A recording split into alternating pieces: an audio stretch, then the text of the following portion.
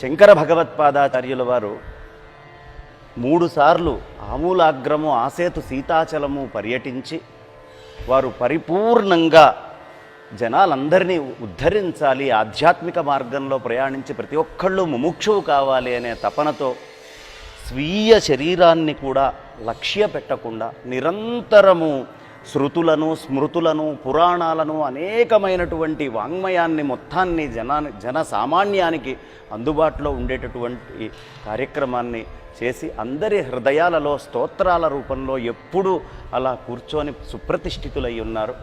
అలాంటి జగద్గురువుల గురించి 4 మాటలు మీ ద్వారా వినాలనుంది స్వామివారు. జగద్గురు శ్రీమద్ ఆదిశంకర భగవత్పాదాచార్యుల వారి యొక్క ఉద్దేశ్యం ఈ ప్రపంచంలో ఉన్న ప్రతి మనిషి శ్రేయోవంతుడు కావాలి, ఆ పరమ పురుషార్థమైనటువంటి మోక్షాన్ని ప్రతి మనిషి పొందాలి అనేది వారి యొక్క ఉద్దేశ్యం.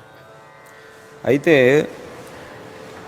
అందరికీ ఒకే రకమైనటువంటి యోగ్యత ఉండదు, ప్రతి మనిషికి ఒక్కొక్క విధమైనటువంటి యోగ్యత ఉంటుంది. అందుకే వారు పెద్ద పెద్ద భాష్యాలను రచించారు, ప్రస్థానత్రయ భాష్యాలను. ఆ భాష్యాలను మేధావులు మాత్రమే అర్థం చేసుకోగలరు. సామాన్యులైనటువంటి వాళ్ళు, అంటే మధ్యమాధికారులు, మందాధికారులు ఆ భాష్యాలను అధ్యయనం చేయడం అనేది కుదరదు, వాటిని అర్థం చేసుకోవడం అనేది కూడా కుదరదు. అటువంటి వాళ్ళ కోసం ప్రకరణ గ్రంథాలను, స్తోత్రాలను రచించి వాళ్ళ యోగ్యత అనుసారంగా వాళ్ళకి మార్గదర్శనం చూపించారు. కాబట్టి వారి దృష్టిలో కేవలం ఏదో ఈ రాష్ట్రమనో ఈ దేశమనో అలా లేదు, సమస్త మానవ జాతి వారి మనస్సులో ఉంది. అందరికీ శ్రేయస్సు లభించాలి, అందరూ పరమపురుషార్థాన్ని పొందాలి అనేదే వారి యొక్క ఉద్దేశ్యం. అందుకే వారు అద్భుతమైనటువంటి భాష్యాలను రచించి సామాన్యులను కూడా అనుగ్రహించడం కోసం ఇన్ని గ్రంథాలను రచించారు. అలాగే తాము ఉపనిషత్తుల్లో ప్రతిపాదితమైనటువంటి అద్వైత సిద్ధాంతాన్ని ఆ భాష్యాదుల్లో ప్రతిపాదన చేసి అది సర్వత్ర ప్రచారం చేయడం కోసం భారతదేశంలో ముమ్మారు పర్యటన చేసి, పాదచారులై పర్యటన చేసి, పెద్ద పెద్ద వాదులతో, ప్రతివాదులతో వాదన చేసి వాళ్లను వాదనలో ఓడించారు. ఎందుకంటే కేవలం మన యొక్క సిద్ధాంతాన్ని మనం ప్రతిపాదన చేసేస్తే సరిపోదు, ఇంకొకటి సిద్ధాంతాన్ని మనం ఖండన కూడా చెయ్యాలి. అప్పుడు ఈ సిద్ధాంతం దృఢంగా నిలుస్తుంది.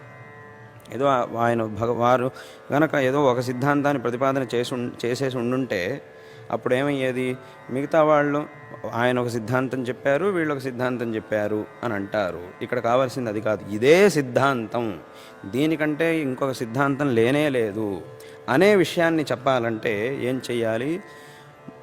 తమ యొక్క సిద్ధాంతాన్ని ప్రతిపాదన చెయ్యాలి, ఇతరులు ప్రతిపాదించేటటువంటి సిద్ధాంతంలో దోషాలను కూడా చూపించాలి. అప్పుడు ఏమవుతుందంటే ఈ సిద్ధాంతం దృఢపడుతుంది. ఆ సిద్ధాంతాలలో ఉన్నటువంటి దోషాలను మనం చూపించడం వల్ల ఇదే సిద్ధాంతం అనే విషయాన్ని అందరూ తెలుసుకోగలుగుతారు.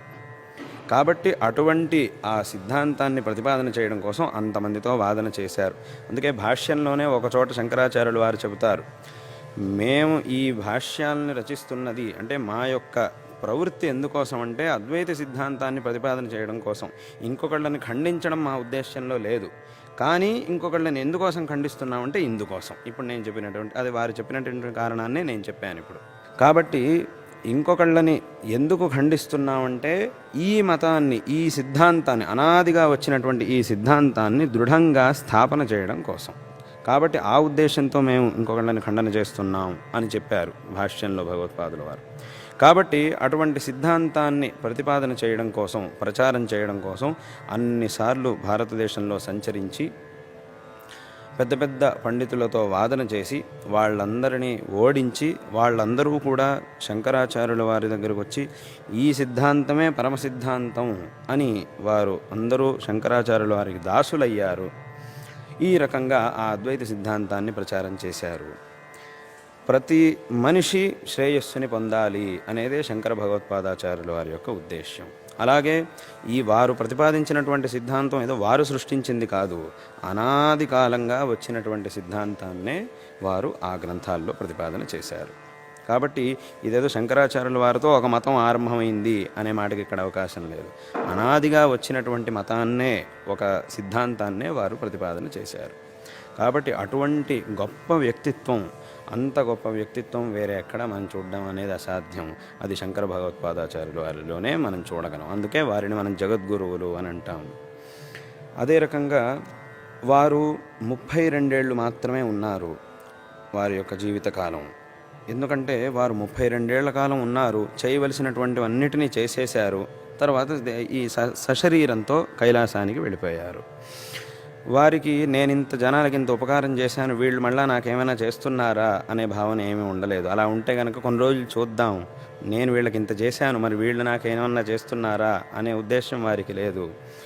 అవతారం చేశారు, చేయవలసినటువంటి కార్యాలన్నింటినీ సాధించారు, తర్వాత అవతారం పూర్తి చేశారు, ఆ బాధ్యతలన్నింటినీ శిష్యులకు అప్పచెప్పారు, తర్వాత సశరీరంగా కైలాసానికి వెళ్ళిపోయారు. ఇది వారి యొక్క గొప్పతనం, జగద్గురు శంకరాచార్యులు వారి యొక్క గొప్పతనం.